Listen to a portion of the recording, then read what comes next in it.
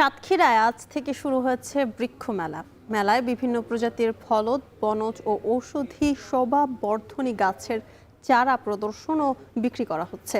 আগামী 10 দিন প্রতিদিন দর্শনার্থীদের জন্য উন্মুক্ত থাকবে এই মেলা। এদিকে চাঁদপুরেও শুরু হয়েছে সপ্তাহব্যাপী বৃক্ষ মেলার আরো খবর জানাতে সাতক্ষীরা থেকে যুক্ত হচ্ছেন আহসান রাজীব ও চাঁদপুর থেকে যুক্ত হচ্ছেন তালহা জুবায়ের। শুরুতে যাচ্ছি রাজীবের কাছে। রাজীব, মেলায় দর্শনার্থীদের ভিড় কেমন দেখছেন?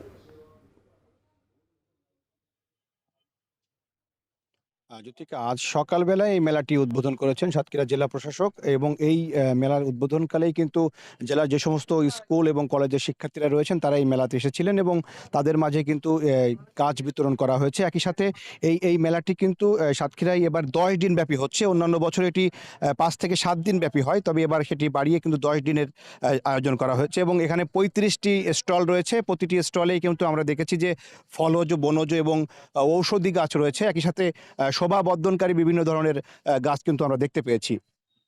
এখানকার যারা দর্শনার্থী রয়েছেন তারা বলছিলেন যে এবার বিশেষভাবে লবণাক্ত সহনশীল যে সমস্ত গাছ রয়েছে সেই গাছগুলো এখানে প্রদর্শনী করা হচ্ছে, যাতে উপকূলীয় এলাকায় যাতে এই ধরনের গাছগুলো বেশি বেশি রোপণ করা যায়। যেহেতু সরকারের এবার একটি পরিকল্পনা রয়েছে প্রায় 5 কোটি গাছ রোপণ করার, তারই উদ্যোগ হিসেবে এই সাতক্ষীরা জেলার যে সমস্ত উপকূলীয় এলাকা রয়েছে যেখানে গাছের সংখ্যা অনেক কম, সেই এলাকাগুলোতে যাতে গাছ লাগানো যায় সেই উপযোগিতা কিন্তু মাথায় রেখে এখানকার বন বিভাগের যারা সামাজিক বন বিভাগের যারা কর্মকর্তা রয়েছেন তারা আমাদেরকে জানিয়েছেন এবারের মেলাটিতে তারা এই লবণাক্ত সহনশীল গাছগুলোকে বেশি প্রদর্শনী করছেন। একই সাথে বিভিন্ন শোভাবর্ধনকারী গাছ, এখানে বনসাই রয়েছে, বিভিন্ন ফলজ গাছ রয়েছে, বিশেষ করে বিভিন্ন মাল্টা, লেবু, যেটি ভ্যারাইটিস যে ফলগুলো এখন এই অঞ্চলে উপযোগী উৎপাদন হয় সেই গাছগুলো এখানে রাখা হয়েছে।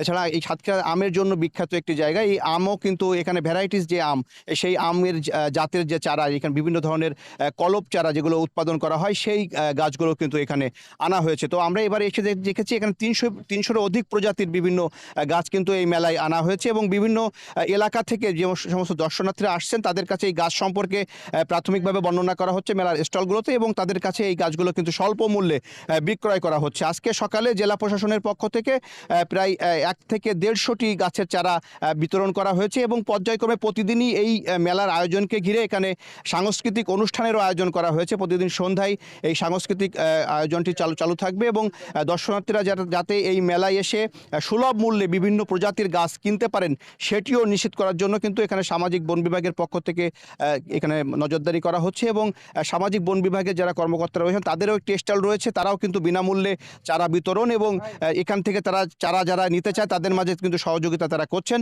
একই সাথে এই যে এই সাতক্ষীরা অঞ্চলে বিশেষ করে উপকূলীয় এলাকায় যে সমস্ত গাছের চারাগুলো বেড়ে উঠছে সেই চারাগুলো কিভাবে আসলে পরিচর্যা ছাড়াই বেড়ে উঠবে বা কোন চারাগুলো এখানে রোপণযোগ্য সেই ধরনের চারাগুলোই কিন্তু আসলে এই মেলায় প্রদর্শনী করা হচ্ছে বেশি পরিমাণে, আমরা সেটি লক্ষ্য করেছি। তো সব মিলিয়ে আগামী 12 তারিখ পর্যন্ত এই মেলাটি এখানে চলবে বলে জেলা প্রশাসনের তরফ থেকে জানানো হয়েছে এবং এখানে দর্শনার্থীদের জন্য প্রতিদিনই সকাল 9টা থেকে রাত 10টা পর্যন্ত কিন্তু এই মেলাটি উন্মুক্ত থাকবে। তো এই ছিল আমার কাছে সাতক্ষীরা থেকে বৃক্ষ মেলার সবশেষ তথ্য।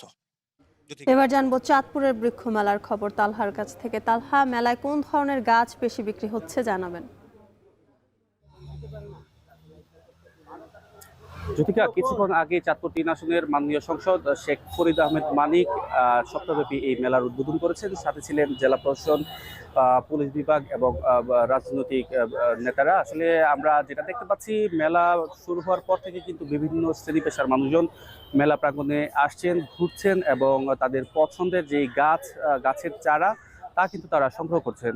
আমি কথা বলেছিলাম যারা মেলার বিশেষ করে জেলা প্রশাসন এবং বন বিভাগের উদ্যোগে এই মেলায় প্রায় 20টির মতো স্টল দেওয়া হয়েছে, যেখানে ফলদ, বনজ এবং শোভাবর্ধনকারী নানান ধরনের ফুলের চারা কিন্তু আসলে পাওয়া যাচ্ছে এবং সেই ক্ষেত্রে যারা বিক্রেতা রয়েছেন তাদের সাথে কথা বলে জানতে পেরেছি এই মেলায় 50 টাকা থেকে শুরু করে প্রায় 10,000 টাকা মূল্যের গাছের চারা কিন্তু রয়েছে এবং যারা শিক্ষার্থী রয়েছে বিশেষ করে বিভিন্ন স্কুল কলেজের শিক্ষার্থী তাদের কিন্তু আনাগোনা বেশি দেখা যাচ্ছে এবং তাদের মধ্যে আসলে ফলদ গাছের চারার প্রতি কিন্তু তাদের ঝোঁক বেশি রয়েছে, নানান ধরনের যেই চারা রয়েছে। তাছাড়া আমরা দেখতে পাচ্ছি শিক্ষার্থীদের মধ্যে আসলে বিভিন্ন ধরনের ফুলের চারারও কেনার প্রতি তাদের একটা আগ্রহ রয়েছে।